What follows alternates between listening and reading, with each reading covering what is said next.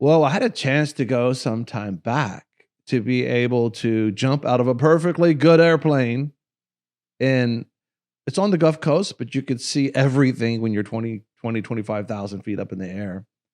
Something I just want to kind of just break the mindset of what's going on. So if you want to, if you're having difficulty with things you're dealing with, something that you could do instead of flying a plane, you could jump out of a plane. That's what I did. I jumped out of a plane, right?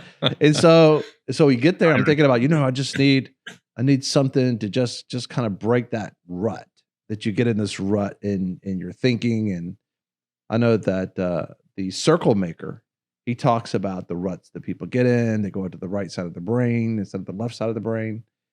And eventually that, like a thunderstorm going on my ears, I'm sorry. And so I thought, this is perfect. Why not just jump out of a plane, right? With a parachute. And so I go to is it Alberta? Is it Alberta, Alabama? I think it was Alberta, yeah. Yeah. Alberta. Isn't there a song like Alberta? Elvira. Oh, thanks, Pat. I that's your favorite song. Elvira. Hashtag Elvira. And so we went there and got on this. We're going over to get on this skydiving. It's called Emerald Coast Skydiving, I think it's called. Don't forget the parachute. Yeah, and so we went there. We're going to look it up real quick and see what it said. And the first thing it says was 2 people get injured from skydiving. And so I get there and they give you these tests, where you can, train and get on, basically lay on a skateboard, like, maybe a dolly that goes up under a vehicle. And you kind of act like you're skydiving and hold your hands this way. And they tell you do this and do that and da-da-da-da. They're about to take you 20,000 feet in the air. They give you a 5-minute lesson, right? And they said, we got your chute packed. Didn't even think about that. I was like, who packed it? How do they pack it? How should they pack it? What happens if it doesn't come out, right? And so we go to get in the plane. We're gathers together. And the plane is so small. We could barely fit 2 of us side by side sitting on the floor of the plane because they didn't have seats like a start engine. Hold on a second. Yeah, right. They had the engines in your lap, right? And so I'm thinking, my goodness, there's just no room to even sit down here. So it's tandem. So they're gonna hook me on the chest of this dude, and he has no shoes on. We're in Alberta, Alabama. I look back there and I see Duck Dynasty behind me with no shoes on going, woo! I'm like, oh my gosh. This is terrible. I'm thinking like, okay, I'm ready to see Jesus. This is good. But we're still, the way it flew, that goes like this. It flies like this. And then it turns around and flies back.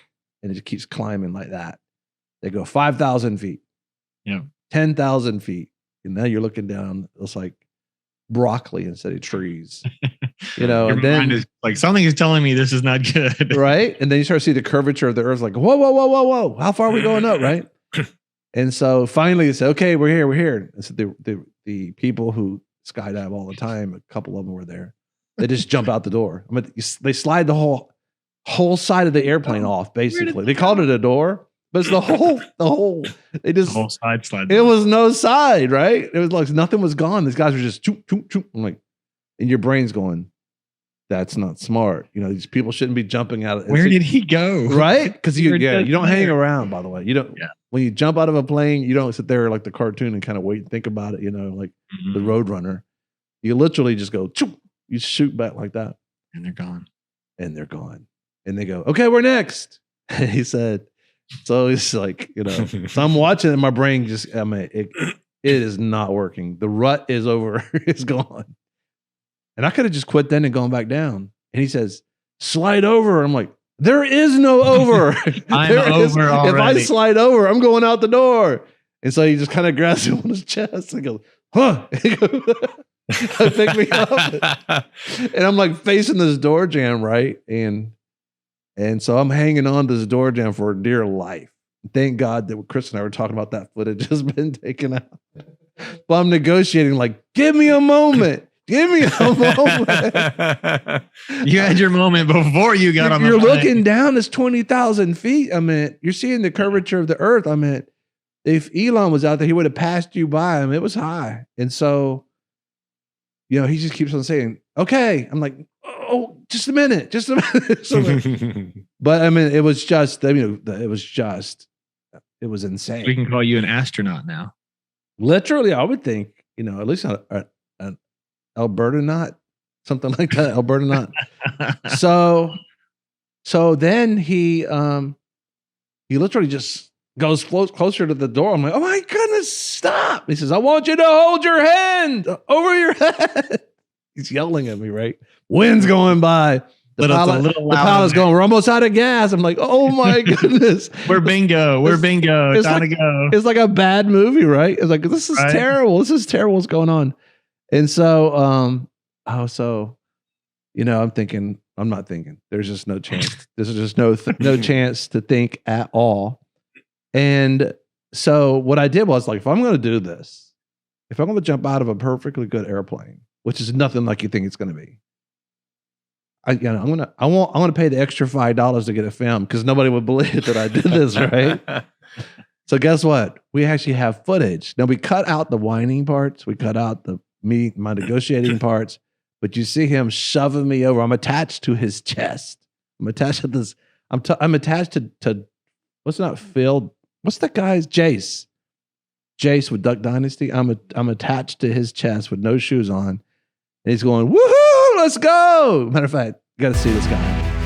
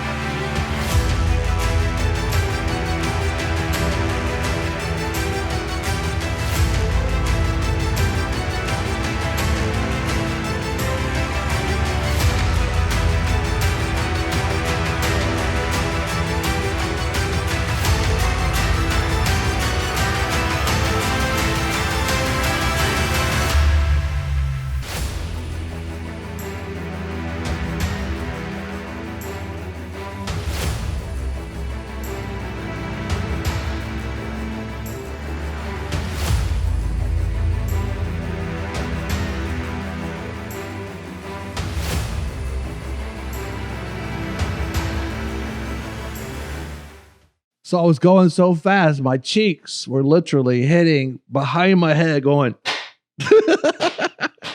your face is just bent. Oh my goodness. And when he pulled that, when he pulled that Shoot. shoot, oh my goodness, I'm thinking, here it goes. So when he pulled that because you have a D ring, basically a D ring that is going to hold you to this guy's chest. He has the chute on. You don't have the chute. So how strong is this D ring? Right? Yeah. You get it right. And Yeah, so let me hold you first before you hold that. So it's like a race car driver going 150 miles an hour, and they pull that chute out on the car, and oh my goodness, and so it's so peaceful though when your chute opens up and you're you see me like this. I'm thinking like, here it goes. I'm thinking to hit the ground hard. What's my hands crazy are like this. There's no reserve. Like it's the reserve is not on you. It's on him. Right. I hope this works. But I tell you what, that, it definitely broke the ruts up in my mind. I had a wonderful time, and I was glad to be on the ground, and I didn't go to heaven. I came back to earth, and I'm able to be here talking with you today. So I really enjoyed that. A lot of people want to abide with the Lord, but they just don't have a plan to do it. You can request that plan today at iabide.org. Thank you for watching the Greg Lancaster Show. Don't forget to follow us, like us, and subscribe. Go to our YouTube channels, Facebook, Instagram, Rumble, Parler, Spotify, iTunes. Download our app, even on Getter. Go to the Apple Store and rate us. When you rate us, more people will get the broadcast. That's how this whole logarithm thing works. And thank you for watching the Greg Lancaster Show.